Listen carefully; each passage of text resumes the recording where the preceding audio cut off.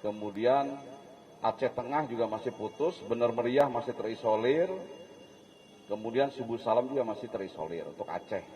Jumlah korbannya Aceh lebih sedikit daripada Sumatera Utara. Per hari ini tapi baru terdata adalah 54 jiwa, hilang 55 jiwa, terluka 8, yang terdampak lainnya lebih kecil, tapi terkesan karena Aceh ini banyak kabupaten kota yang masih putus, sehingga itu yang memerlukan perhatian secara khusus. Di sana ada Bapak Menteri Dalam Negeri dengan Deputi Adpil. Kami juga lengkap di sana ada Deputi Pak Jarwansyah. Hari ini pendistribusian logistik secara darat, secara udara dan laut ini kami masukkan ke tempat-tempat yang terisolir, khususnya Bener Meriah dan Aceh Tamiang.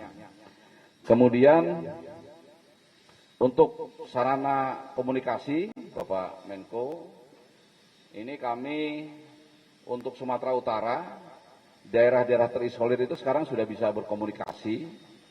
Untuk masyarakat juga sudah bisa secara terbatas menggunakan Starlink. Ini Starlink ini kami akan tambah terus. Kalau personil Satgas, Kodim dan lain sebagainya yang ada di Sibolga, yang ada di Tapanuli Tengah relatif sudah bisa berkomunikasi, Bapak Menko. Tapi untuk masyarakat memang perlu diperbanyak lagi. Nah ini kami juga secara terus-menerus ini mendorong internet Starlink itu untuk ke masyarakat. Nanti mungkin Bapak Menko juga pada saat masuk ke Sibolga nanti kita bawa juga beberapa sebagai bantuan Bapak Menko kepada masyarakat.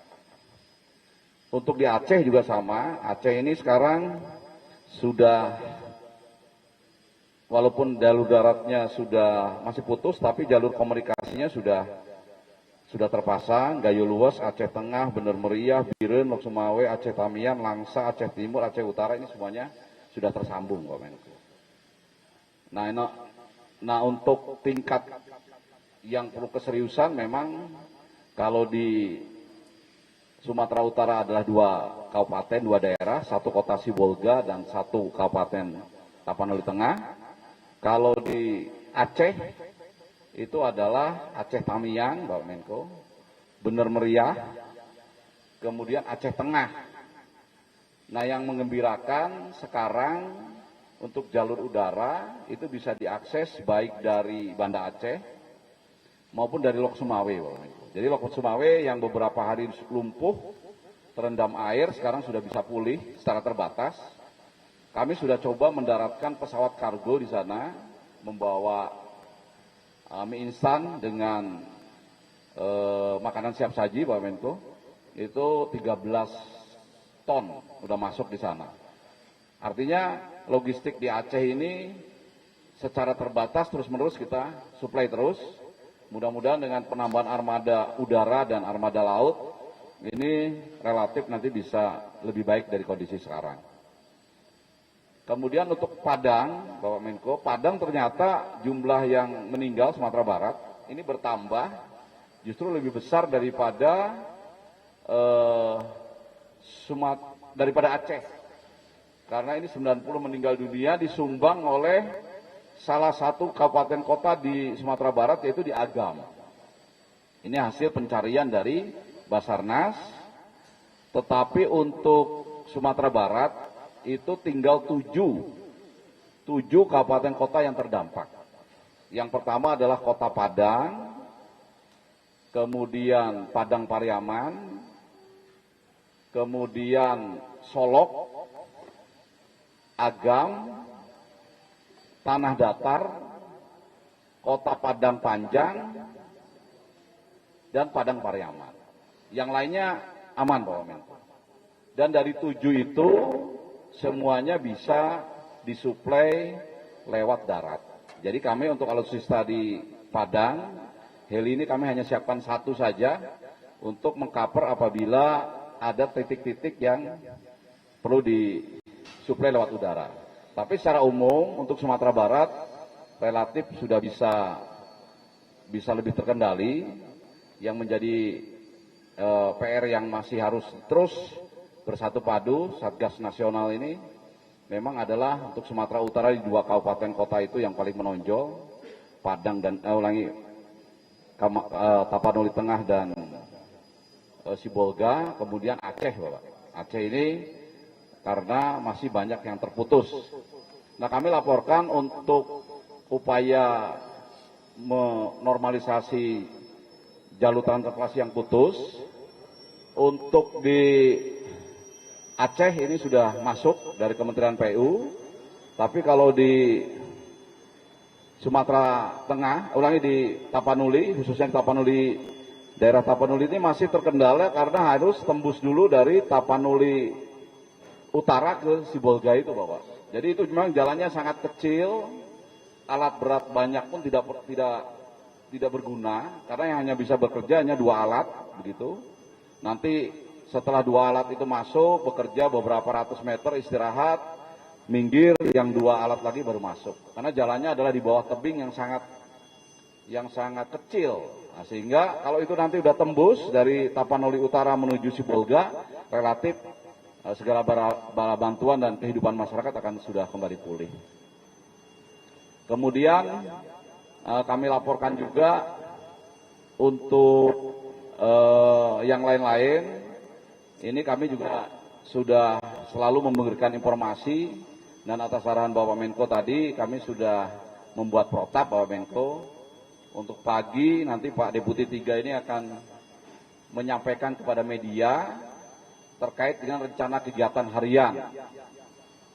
Hari ini apa, pencarian pertolongannya seperti apa, membuka jalur transportasinya seperti apa, komunikasinya menambah apa saja, termasuk bantuan logistik, agar masyarakat banyak bisa mengetahui apa yang dilakukan oleh pemerintah pusat dan pemerintah daerah dalam membantu penanganan bencana ini. Nanti di siang hari, Kepala Pusat Data Informasi Kebencanaan saya itu akan menyampaikan progres pukul 12.00, apakah rencana Deputi 3 itu berjalan sesuai rencana atau ada hambatan atau lancar, sehingga masyarakat banyak juga tahu. Nah, kemudian pukul 19.00 saya juga akan melaksanakan konferensi pers untuk evaluasi maupun untuk melaporkan hal yang dicapai di hari itu. Itu setiap hari sampai kondisi bisa kembali pulih. Nah, selama 3 hari ini kami hanya baru 1 kali, yaitu setiap jam 5 sore.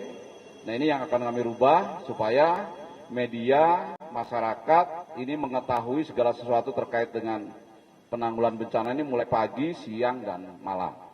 Mungkin itu Bapak Menko secara singkat yang kami laporkan, dan sebagai saran, karena kami sudah beberapa hari di sini termasuk di Aceh dan Sumbar, kami mohon yang paling utama dari penanganan bencana ini karena masih banyak putus, mungkin adalah dari Kementerian PU ini lebih masif lagi untuk masuk melaksanakan normalisasi jalan-jalan yang putus.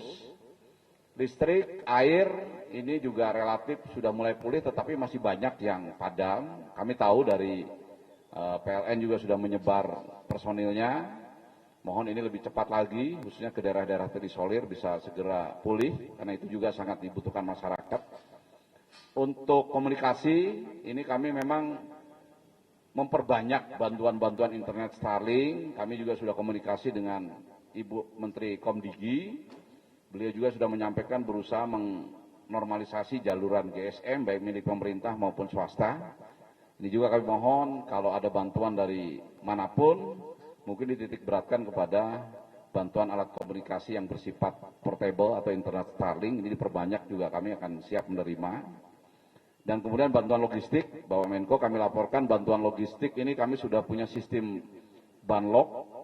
Yang pertama untuk tingkat nasional ada di Bandara Halim. Silahkan dari komponen bangsa yang lain, tadi juga seperti contoh Menteri Transmigrasi juga menghubungi kami, akan memberikan bantuan, kami arahkan karena beliaunya ada di Kuala Namu, bisa saja bantuan itu lewat Bandara Kuala Namu, itu sudah ada personil kami yang standby di sana. Kemudian juga ada yang di Bandara Suwondo, itu milik TNI AU. Kenapa? Karena Bandara Kuala Namu ini agak jauh dari Kota Medan. Nah, jadi terserah kalau mau masuk ke Bandara Kuala Namu juga diterima, ke Bandara Suwondo juga bisa diterima. Kemudian untuk di Tapanuli ada 2 titik, yaitu di Bandara Silangit di sini. Ini kami punya gudang logistik, punya tempat penampungan, nanti Bapak Menko bisa melihat per hari ini seperti apa logistik yang dikumpulkan. Kemudian di Bandara Pinang Sori di Tapanuli Tengah itu pun ada secara terbatas logistik yang nanti segera didorong ke masyarakat terdampak. Kemudian untuk wilayah Aceh itu ada di Bandara Sultan Iskandar Muda, Bapak Menko. Di sana sudah ada petugas gudang, bahkan perwira tinggi TNI yang mengkoordinir. Nah, mungkin kami akan buka juga di Bandara Lok Sumawe karena baru 1-2 hari ini bisa aktivasi, walaupun di sana masih belum normal karena jalan keluar masuk Bandara Lok Sumawe ini baru bisa dilalui oleh kendaraan sepeda motor dan kendaraan-kendaraan roda 4 yang khusus, tapi mudah-mudahan per hari ini dan besok itu bisa lebih baik lagi. Untuk Sumbar saya rasa nggak masalah, itu logistik ada di Bandara Minangkabau, Bapak Menko, nanti langsung kalau ada bantuan kiri kanan disalurkan kepada masyarakat terdampak. Dan apabila komponen bangsa ini ingin membantu secara langsung, itu di kabupaten kota terdampak sudah ada posko tingkat kabupaten kota. Di situ sudah ada personil gabungan BNPB, Kemenko PMK dan kementerian lembaga terkait di situ mendampingi Forkopimda, Dandim, Kapolres, Bupati, sehingga bantuan-bantuan ini secara penuh bisa disampaikan kepada masyarakat terdampak. Mungkin itu Pak Menko, saya selaku koordinator tanggap darurat mohon petunjuk dan arahan. Kerja kami ini masih banyak kekurangan kelemahan kepada masyarakat, kami mohon waktu karena tentu saja seiring dengan waktu dan jalan kami pastikan dan kami berjanji ini akan menjadi semakin baik. Itu saja, terima kasih. Saya akhiri, wassalamualaikum warahmatullahi wabarakatuh.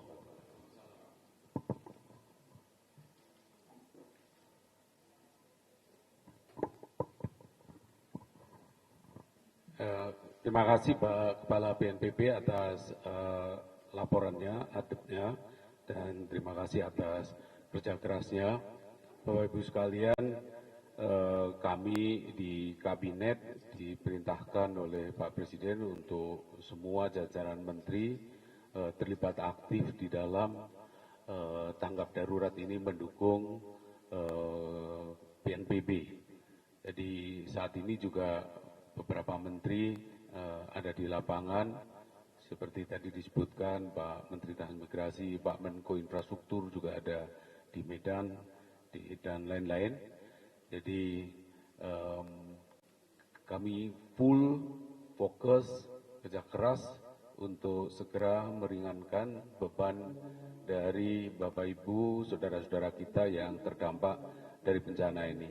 Pak Presiden menyampaikan bela sungkawa atas korban yang meninggal dan prihatin atas musibah yang kita alami ini.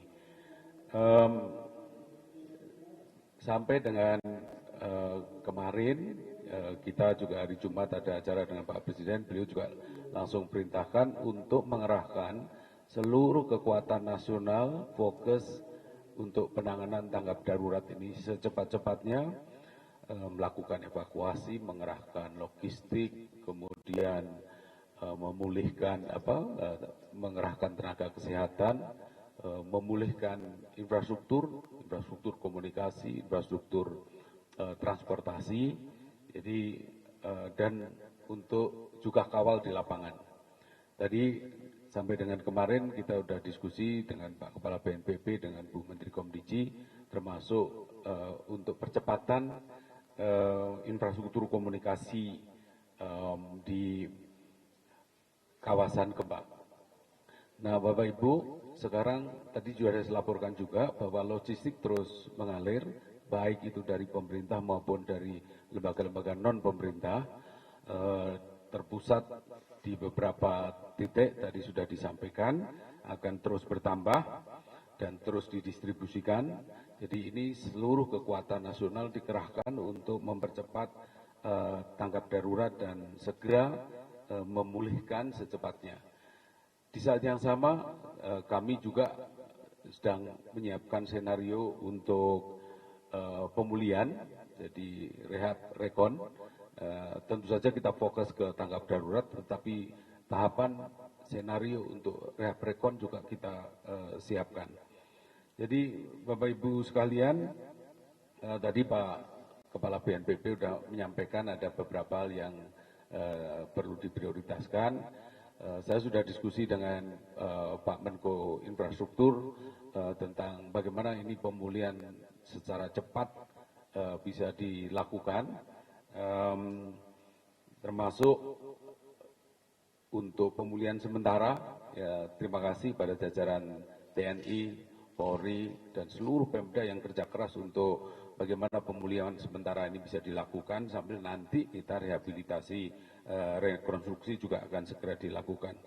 Kami akan kawal Pak kaitannya dengan infrastruktur, kemudian komunikasi, listrik, logistik. Jadi kita akan dukung bagaimana